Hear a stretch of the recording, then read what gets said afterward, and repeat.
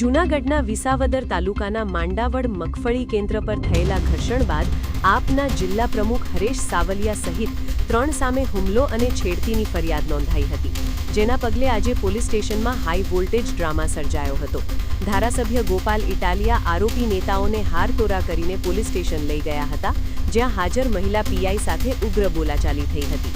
રકઝક દરમિયાન ગોપાલ ઇટાલિયા અચાનક મહિલા પીઆઈના પગે પડી ગયા હતા। ધારાસભ્ય ગોપાલ ઇટાલિયાના આ અણધાર્યા વર્તનથી નારાજ થઈને મહિલા અધિકારી ઘટના સ્થળેથી જતા રહ્યા હતા।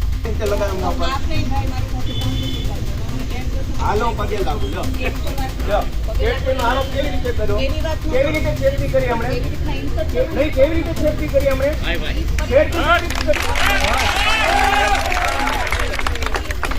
ફરિયાદીનો બધું કે છે, મેં કીધું પગે લાગુ, તમને પગે લાગુ લો, છેડતી કેવી રીતે કરી દે।